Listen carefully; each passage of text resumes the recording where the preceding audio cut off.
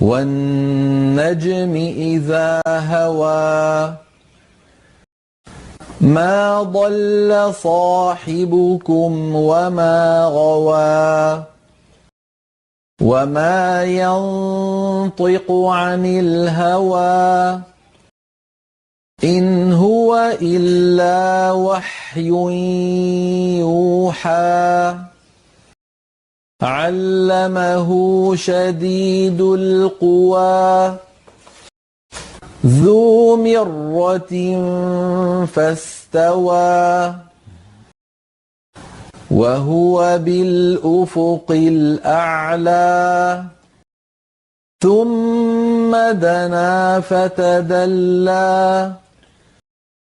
فكان قاب قوسين أو أدنى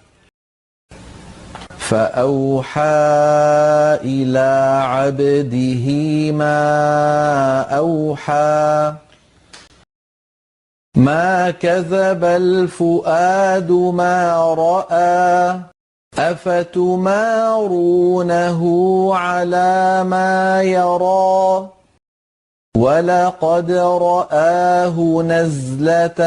أخرى عند سدرة المنتهى عندها جنة المأوى إذ يغشى السدرة ما يغشى ما زاغ البصر وما طغى لقد رأى من آيات ربه الكبرى أفرأيتم اللات والعزى ومناة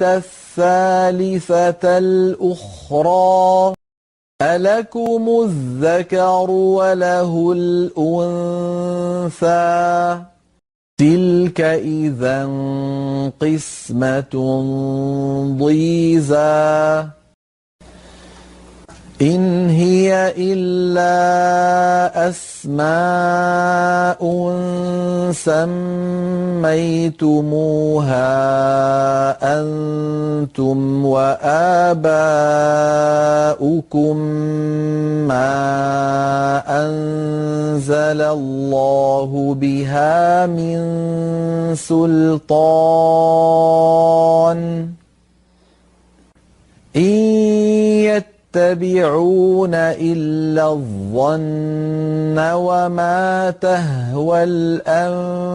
الأنفس ولقد جاءهم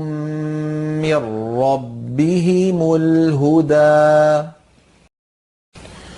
أم للإنسان ما تمنى فلله الآخرة والأولى وكم من ملك في السماوات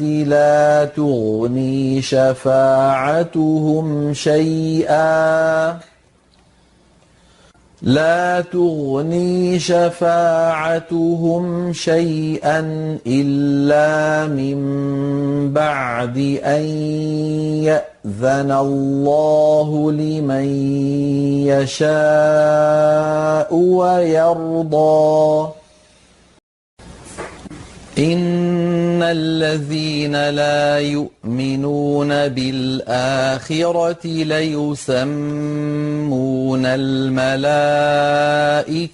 تسمية الأنثى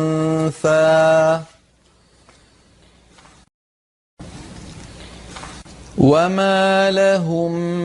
به من علم إن يتبعون إلا الظن وإن الظن لا يغني من الحق شيئا فأعرض عمن تولى عن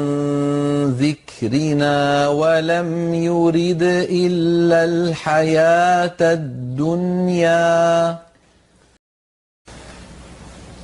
ذلك مبلغهم من العلم إن ربك هو أعلم بمن ضل عن سبيله وهو أعلم بمن اهتدى ولله ما في السماوات وما في الأرض ليجزي الذين أساءوا بما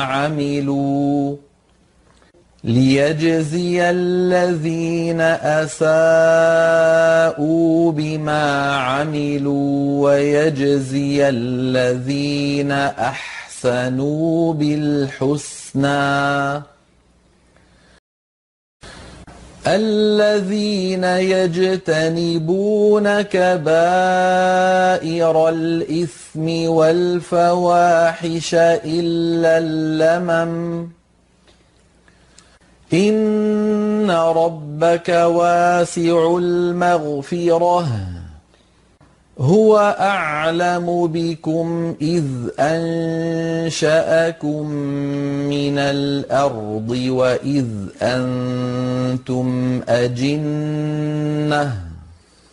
وإذ أنتم أجنة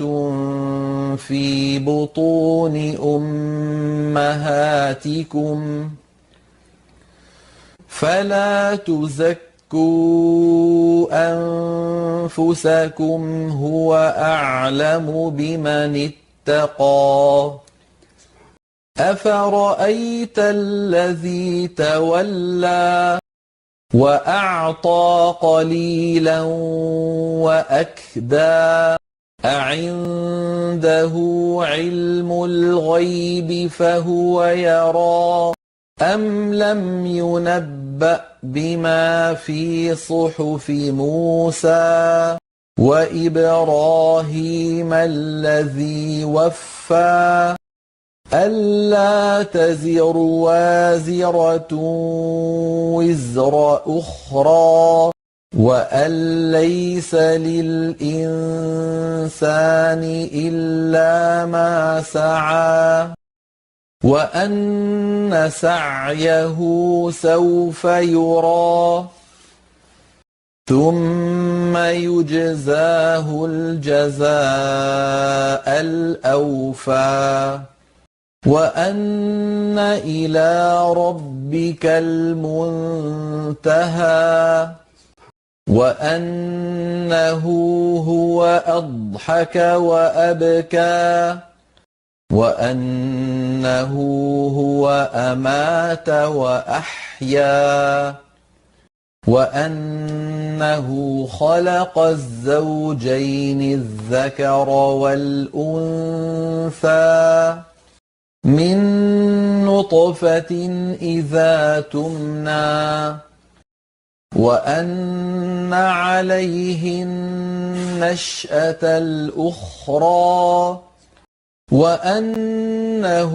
هو أغنى وأقنى وأنه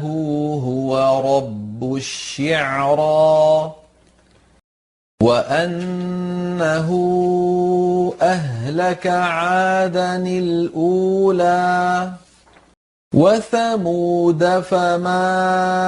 أبقى وقوم نوح من قبل إنهم كانوا هم أظلم وأطغى والمؤتفكة أهوى فغشاها ما غشا فبأي آلاء ربك تتمارى هذا نذير من النذر الأولى أزفت الآزفة ليس لها من دون الله كاشفة أفمن هذا الحديث تعجبون وتضحكون ولا تبكون وأنتم سامدون فاسجدوا لله واعبدوا